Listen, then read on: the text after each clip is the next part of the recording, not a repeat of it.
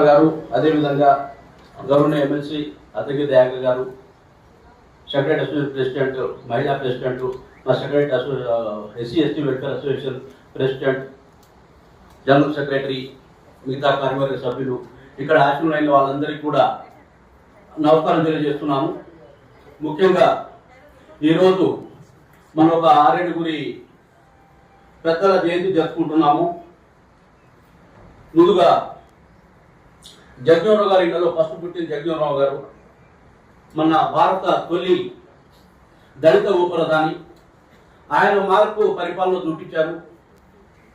అంతకుముందు పనిచేసిన ఉపప్రధానులు కానీ, ఆ తర్వాత పనిచేసిన ఉపప్రధానులు కానీ వాళ్ళకి ఏమాత్రం తీసుకోని రకం, ప్రధానికే తీసుకోని రకంగా ఆయన పరిపాలన జరిగింది, సంస్కృతి తీసుకురావడం జరిగింది.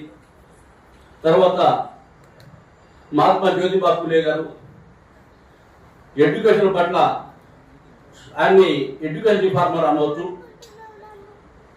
మహిళా విద్య పట్ల ఏకాగ్రత కలిగి మహిళల్ని చదివిస్తేనే జాతి బాగుపడుతున్న ఉద్దేశంతో ఎలా చదివించాలని ఆలోచన వచ్చినప్పుడు ముందు తన భార్యకు చదువు నేర్పి తద్వారా ఆమెని టీచర్గా తయారు చేసి 1848లో అనుకుంటాను అని ఒక పూణేలో ఒక స్కూల్ స్థాపించారు. ఆ స్కూల్లో మొట్టమొదటి మహిళా టీచర్ సావిత్రిబా ఫులే గారు. మొట్టమొదటి మహిళ చదువుకున్న మహిళ, మొట్టమొదటి టీచర్. తర్వాత కొమరం భీమ్ గారు జంగల్ జమీన్ అని చెప్పేసి నిలదించి భూమి కోసం, ముక్తి కోసం, నీటి కోసం, అడవి కోసం పోరాడిన వ్యక్తి.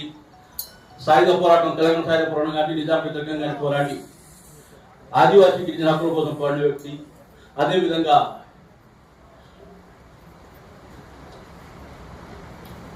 సంత్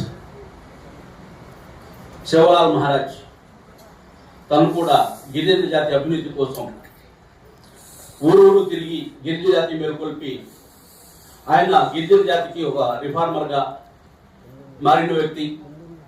అదేవిధంగా వీళ్ళందరికీ స్ఫూర్తి అయిన గౌతమ బుద్ధుడు నుంచే మొదలైంది ఈ చరిత్ర అంతాను. సో మాట్లాడే వ్యక్తులు చాలా మంది కాబట్టి నేను ఒక్కొక్కరి ఒక్కొక్కరి గురించి చెప్తూ వస్తున్నాను. అదేవిధంగా మనం మాంగ్ కమ్యూనిటీ నుంచి లావుకి సాల్వే గారు. సో అది కూడా అదేవిధంగా నిన్న